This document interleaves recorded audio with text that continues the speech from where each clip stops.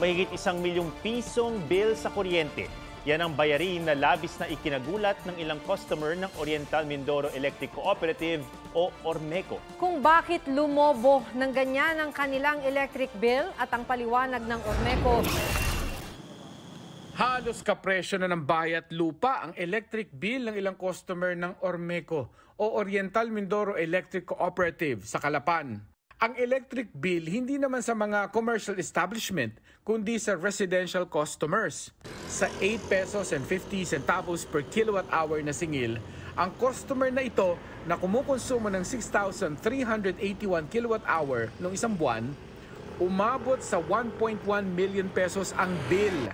Dapat mahigit 54,000 pesos lang. Malaki pa rin kung tutuusin.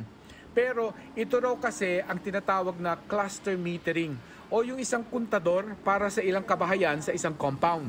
Sabi ng Ormeco, nagkamali ang kanilang meter reader na nagdoble raw ang pagpasok sa isang numero. Hindi raw ito sinasadya, pero dapat nag-double check ang meter reader bago nag-print at nagbigay ng statement of account. Nabigyan naman daw ng tamang statement of account ang mga apektadong customer sa mismong araw na yon. Kaso nag-viral na ang post nila sa social media. Pero kahit ang ilang customer sa bayan ng Pinamalayan, takang-taka kung bakit tumaas ang bill nila. Malaki po yung tinaas niya kasi yung April na bill po namin, ano lang siya, 28,748. Pero ngayon, naging 33,760 na po. Hindi naman umabot ng milyones. Pero nakapagtataka raw na tumaas ito kung kailan matumal ang turismo dahil sa epekto ng oil spill. Hinihintay pa namin ang sagot ng Ormeco ukol dito. Naputulan na ng kuryente pero nakakatanggap pa rin ng bill ang isang Meralco customer sa Maynila. Ang sinisingil sa kanya mahigit 134,000 pesos. Nagulantang si Maris Acebron nang may dumating na bill ng Meralco. Ang sinisingil sa kanila, mahigit 134,000 pesos. Nagtataka si Maris dahil noon pang pandemya na putol ang kanilang kuryente. Hindi kasi nila mabayaran ang 9,000 pesos nilang bill sa kanilang tahanan sa Gawad Kalinga Village sa Baseco Compound sa Maynila. Nakikigamit na lang daw sila ng kuryente ng kapitbahay nilang kamag-anak para mapagana ang 2 ilaw at isang maliit na electric fan. Bago natanggap ang 134,000 na bill sa kuryente, may sumulpot din daw na bill para sa Agosto noong nakaraang taon. 24,000 po. So bigla lang po itong sulpot yung last year po, mga September. So bakit kami magkakabil? Matagal nang putol yung kuryente. Agad daw na dumulog si Maris sa Meralco.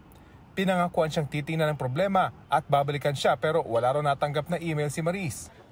Mula na magreklamo, wala na raw natanggap na bill uli si Maris kaya inakala niyang naayos na ang problema. Pero bumulaga ngayong Disyembre ang 134,000 pesos na bill. Nagulat lang po kami, binigla kami ng itong January, 134 na po. Ibig sabihin yung September, October, November, nasan po yung resibo na bill na po yun? Wala po kami natanggap. Batay sa bill ng Meralco, gumana uli ang kanyang metro mula noong Agosto. Nakakapagtaka raw dahil bukod sa hindi ginamit, masyado raw malaki ang konsumo. Sana po malinis po itong 134,000 na hindi naman po kami ang naggumamit. Ipinarating ng GMA Integrated News sa Meralco ang reklamo ni Maris. Sa inisyal na investigasyon, lumabas na mukhang na-reconnect umano ang kanilang linya. Pangako ng Meralco, masusunod nilang iimbestigahan ang reklamo at makikipagtulungan kay Maris para maiayos ang kanilang billing. Ikinagulat ng isang residente sa Samal Island sa Davao del Norte ang natanggap niyang bill sa kuryente na umabot sa mahigit 1 milyong piso. Patay sa post, ganyan kalaki ang kanilang bill nitong Marso. Paliwanag ng Northern Davao Electric Cooperative Incorporated or Nordeco, mali ang basa sa metro. 1,500 pesos lang daw ang total bill at hindi 1 million pesos. Humingi ng paumanhin ang Nordeco. Isolated case lang daw ang nangyari.